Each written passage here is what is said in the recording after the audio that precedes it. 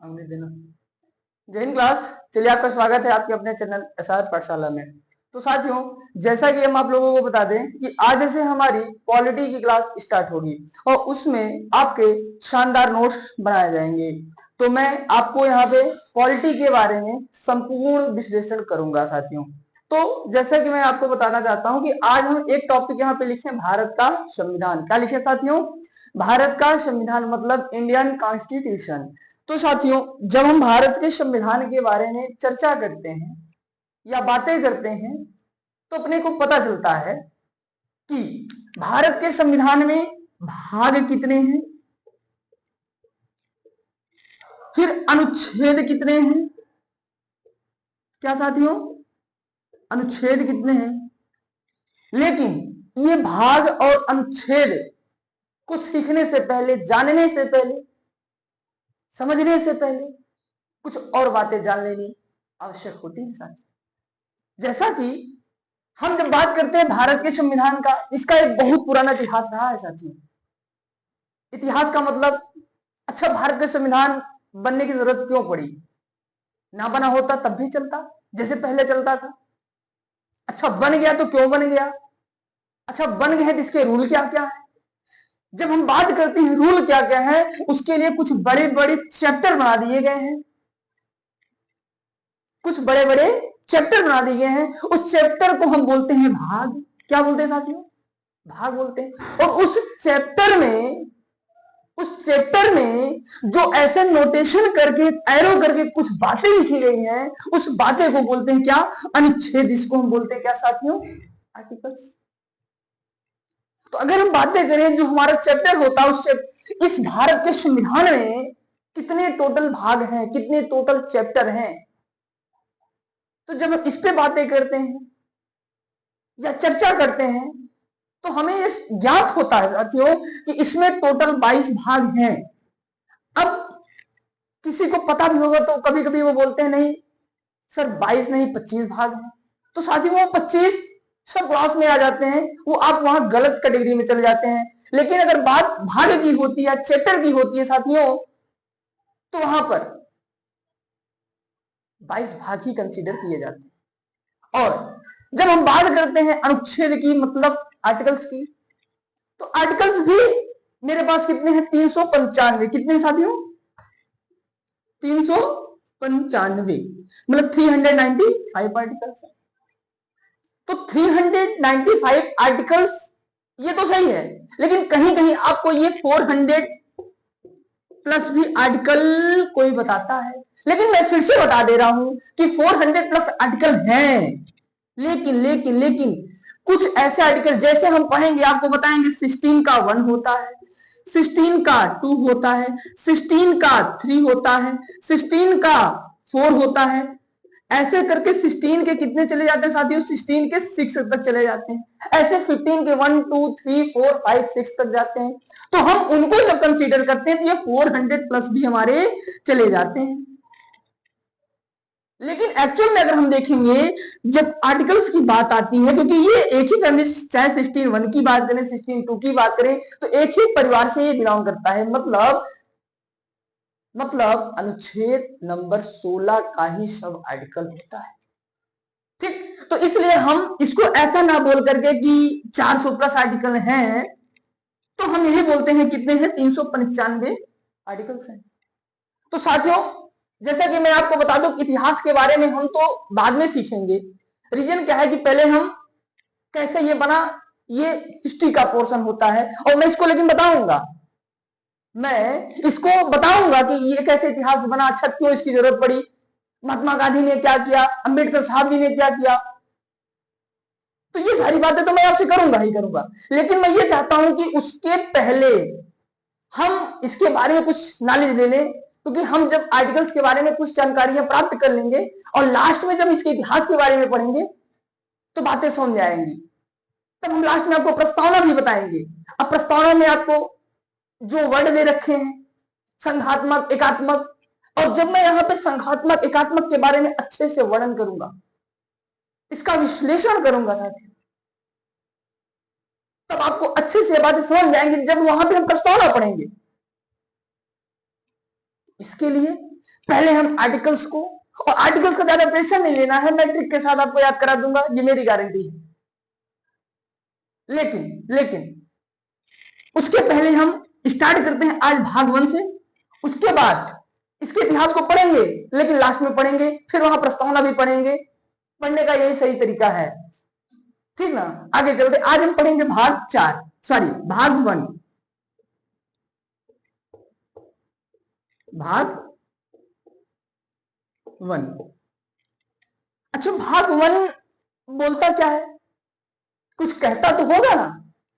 तो भाग 1 कहता है संघ और उसके राज्य क्षेत्र। क्या साथियों, संघ और उसके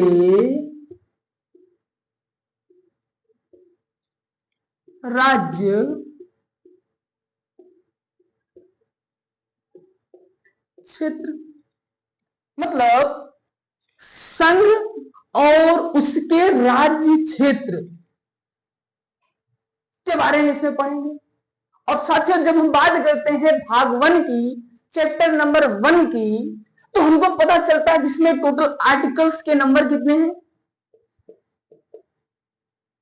इसमें टोटल साथियों 1 आर्टिकल, 2 है, 3 है और 4 आर्टिकल्स हैं। कितने हैं भैया, 4 हैं। तो जब हम बातें करते हैं आर्टिकल्स की, तो उसमें हमको 4 आर्टिकल मिलते हैं। उस 4 आर्टिकल में, आर्टिकल सब ये कुछ कहते भी होंगे, तो क्या कहते हैं इनके बारे में हम थोड़ा सीखते हैं। आर्टिकल नंबर फर्स्ट कहता है, आर्टिकल नंबर फर्स्ट कहता है भारत राज्यों का संघ है। क्या कहता है साथियों, भारत राज्यों का संघ है। मतलब भारत जो है वो कई राज्यों से मिलकर बना है ना। लेकिन इसका एक मतलब ये भी हम निकालते हैं, इसका मतलब ये नहीं है कि अमेरिका वाला सिस्टम यहां पे आएगा। अब आपको पता नहीं अमेरिका वाला सिस्टम, लेकिन मैं आपको थोड़ा सा यहां पे विश्लेषण करता हूं कि जैसे अमेरिका में जो है वहां पे 50 राज्य हैं, 50 स्टेट्स हैं। वो 50 राज्य थोड़ी थोड़ी शक्तियां इकट्ठा करके अपने एक केंद्र को सौंप देती है। जब वो केंद्र को सौंपती हैं तो एक केंद्र तैयार होती है जो अपना एक सिस्टम बनाती है और उस पर कार्य करती है। लेकिन अगर जो हम भारत के परिप्रेक्ष्य में बात करते हैं तो हमको प्रतीत होता है कि हमारे भारत में ऐसा नहीं है। तभी तो हम बोलते हैं संघ और उसके राज्य क्षेत्र। तो भारत में क्या है, राज्य स्वतंत्र नहीं है। भारत में राज्य स्वतंत्र नहीं है, कहीं ना कहीं उनके ऊपर केंद्र का दबाव है, उनके ऊपर संघ का दबाव है, उनके ऊपर केंद्र का प्रेशर है। तो साथियों, तो भाग 1 जो है उसमें संघ और राज्य क्षेत्र के बारे में वर्णन करता है, लेकिन भाग 1 का जो आर्टिकल नंबर 1 है वो क्या कहता है कि भारत राज्यों का संघ है। क्या, भारत राज्यों का संघ है, इंडिया डेट इज अ, ये हो गया भैया भारत राज्यों का संघ है। और दूसरा आर्टिकल क्या कहता है, मैं लिखवाऊंगा, टेंशन मत लीजिए आप लोग। मैं पूरी आपकी एक एक बात जो यहां बोल रहा हूं ना वो नोट्स के फॉर्म में आपको मिलेगा। मतलब मैं एक एक वर्ड बोल के लिखवाऊंगा, उसके लिए बेफिक्र रहिए आप लोग। लेकिन मेरी बातों को सुनिए, क्योंकि संविधान जो है ना शब्दों का खेल है साथी। और जब तक इसमें हम शब्दों को नहीं पकड़ेंगे तब तक हम कुछ नहीं कर सकते हैं। जैसे मैं आपको एक वर्ड बोलता हूं, एक शब्द बोलता हूं, अगर उस पर गौर करें, जैसे विधि के समक्ष प्रक्रिया, ये एक शब्द है। और दूसरा है विधि के सम्यक प्रक्रिया, एक विधि के समक्ष प्रक्रिया, एक विधि के सम्यक प्रक्रिया। अब इसमें जो अच्छे से फोकस नहीं करेगा वो तो गलत कर जाएगा ना, और दोनों आर्टिकल 14 में ही आते हैं। इसका मतलब है जो पॉलिटी है, भारत का संविधान है, यहाँ पे एक एक शब्दों की बहुत बड़ी वैल्यू होती है, बहुत बड़ी कीमत होती है साथियों। तो इसीलिए एक एक वर्ड को मैं तो लिखवाऊंगा, लेकिन आप मेरी बातों को ध्यान से सुने। और मैं प्रॉमिस करता हूं आपसे, वादा करता हूं आपसे कि अगर मेरी क्लास आप कंटिन्यू करते हैं, क्योंकि मैं खुद ही पीसीएस का स्टूडेंट हूं, मैंने लिखा हूं साथियों, तो कहीं ना कहीं जो हमसे गलतियां हुई है मैं उसको जानता हूं कि हाँ ये गलती हो सकती है आप लोगों से, ठीक ना। तो आइए मिलते हैं। तो भाग एक कहता है भारत राज्यों का संघ है, दूसरा कहता है संसद विदेशी राज्यों को भारत में मिला सकता है। मतलब अगर चाइना का कोई एक राज्य हो, वो कहे कि हम भारत में रहना चाहते हैं, क्या भारत में रहना चाहते हैं, तो भारत की जो केंद्र सरकार है या संघ सरकार जिसको हम बात करके बोलते हैं, बातों बातों में बोलते हैं संघ सरकार, केंद्र सरकार, जैसे हमारे यहाँ अभी करंट में इंडिया में प्राइम मिनिस्टर मोदी जी हैं, तो मोदी जी की सरकार में हम लोग बोलते हैं। तो कहें अगर मोदी सरकार चाहे या केंद्र सरकार चाहे तो चाइना के किसी भी स्टेट को वो मिला सकती है, लेकिन कब, जब वो स्टेट मिलना चाहता हो तब। इसका मतलब है स्टेट तो नहीं मिला सकता, भारत के राज्य तो ऐसे काम नहीं कर सकते हैं, क्योंकि आपका भाग नंबर 1 का आर्टिकल नंबर 2 बोलता है संसद विदेशी राज्यों को भारत में मिला सकती है। तो साथियों इसका एक एग्जांपल है सिक्किम। सिक्किम क्या हुआ, पहले अलग था, लेकिन जब भारत का बंटवारा हुआ तो उधर से चाइना ने उसके ऊपर दबाव डालना शुरू कर दिया। तो सिक्किम ने क्या किया, भारत के साथ एक समझौता किया कि भैया हम आप में मिलना चाहते हैं, दौड़ते हुए रोते हुए आया। उस समय भारत के प्रधानमंत्री प्राइम मिनिस्टर जवाहरलाल नेहरू थे।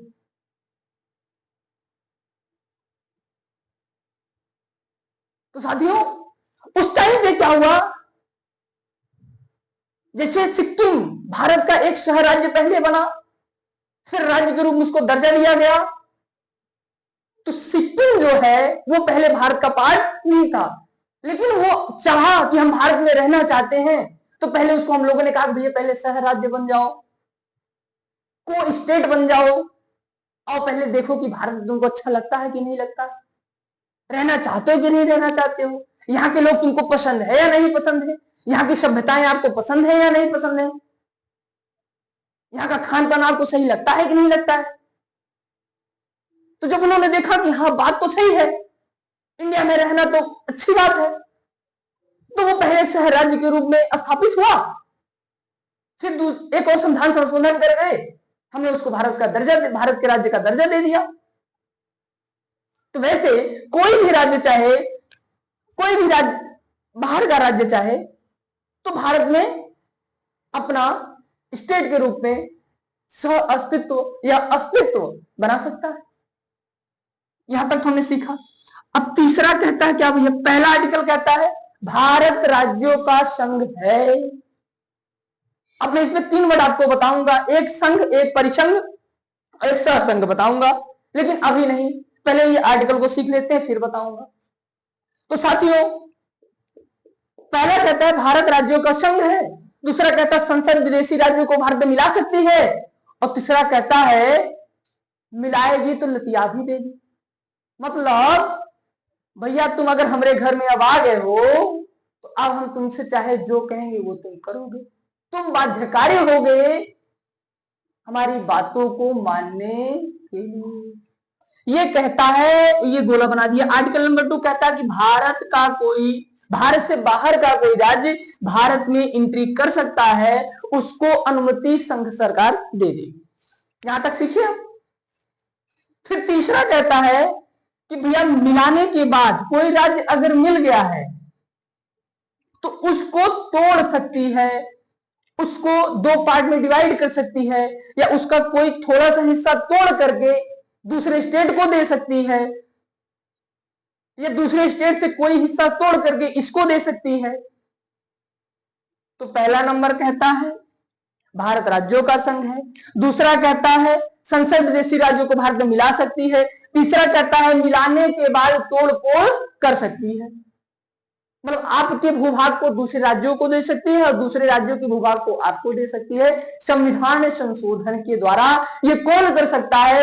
ये संघ सरकार कर सकती है, मतलब भारत का संघ कर सकती है। यहां तक अपन ने सीख लिया। तो साथियों अभी तक हमने देख लिया 3 को। फिर जब हम बातें करते हैं आर्टिकल नंबर 4 की, किसकी बात करते हैं भाई? आर्टिकल नंबर 4 की। आर्टिकल नंबर 4 कुछ कहता होगा, तो हम फिर आते हैं पहले वाले में कि पहला कहता है भारत राज्यों का संघ है, दूसरा कहता है संसद विदेशी राज्यों को भारत में मिला सकती है, और तीसरा कहता है मिलाने के बाद आपको नतिया सकती है, मतलब तोड़ फोड़ कर सकती है। और चौथा कहता है,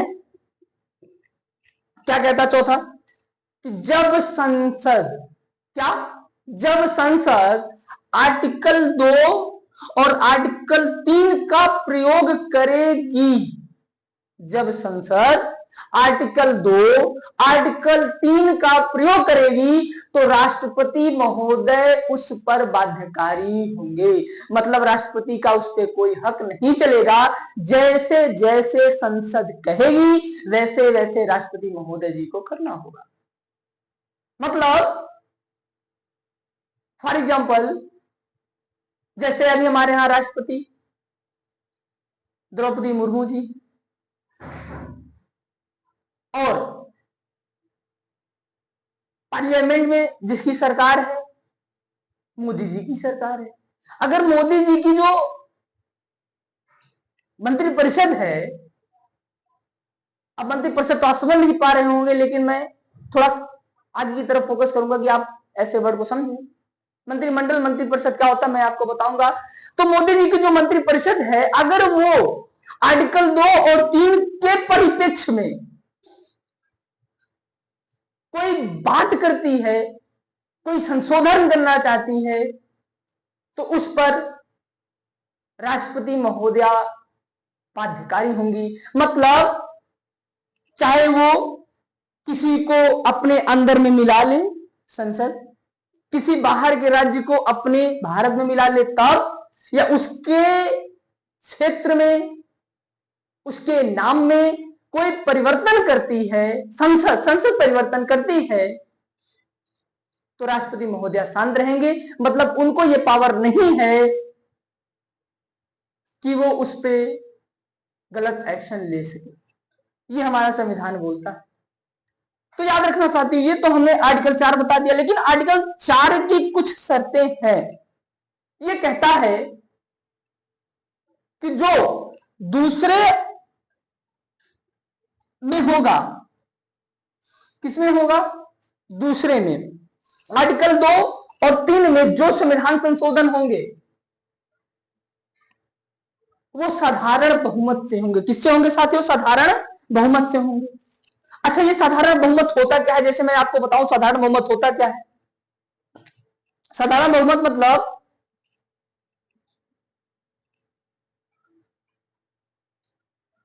50% प्लस 1, लेकिन इसको प्रभावी बहुमत भी बोलते हैं। तो साधारण एक बहुमत हुआ, एक प्रभावी बहुमत हुआ। तो यही बोला जाता है कि जब 2 और 3 में कोई काम किए जाएंगे तो वो साधारण बहुमत से किए जाएंगे। जैसे फॉर एग्जांपल मैं आपको बताता हूं, एक हुआ था बेरोबरीवाद। बेरोबरीवाद में 9th संविधान संशोधन हुआ, 9वां संविधान संशोधन हुआ। अच्छा, ये नौवां संविधान संशोधन क्या था? नौवां संविधान संशोधन में 3 बीघा कॉरिडोर दिया गया था। अच्छा, किसको दिया गया था? तो बांग्लादेश को दिया गया था सर। तो हमने आज यही सीखा कि भाग 1 संघ और राज्य क्षेत्र के बारे में बात कर रहा था। भाग 1 का जो आर्टिकल थे 1, 2, 3, 4 इनके बारे में बता दिया। और फिर से एक बार मैं आपको बताना चाहूंगा कि आर्टिकल नंबर 1 कहता है भारत राज्यों का संघ है। दूसरा कहता है संसद देशी राज्यों को भारत में मिला सकती है। तीसरा कहता है कि मिलाने के बाद आपको लतिया सकती है, मतलब उसमें तोड़फोड़ कर सकती है। और तीसरा कहता है, चौथा कहता है कि जब संसद आर्टिकल 2 और 3 का प्रयोग करेगी तो राष्ट्रपति महोदय उस पर बाध्यकारी होंगे, मतलब उस पर वो गलत एक्शन नहीं ले सकते हैं। अगर संसद कहती है कि राष्ट्रपति महोदय जी साइन करिए तो वो साइन कर देंगे, तो वो विधेयक पारित हो जाएगा और संसद जो करना चाहेगी वो कर लेगी। इस 2 आर्टिकल के राष्ट्रपति बाध्यकारी हैं। और मैं आपको यही बात फिर से बताऊंगा जब राष्ट्रपति की शक्तियों का उल्लेखन आपके साथ करूंगा, वर्णन करूंगा, विश्लेषण करूंगा साथियों। तो मिलते हैं आगे की क्लास में, तब तक के लिए जय हिंद।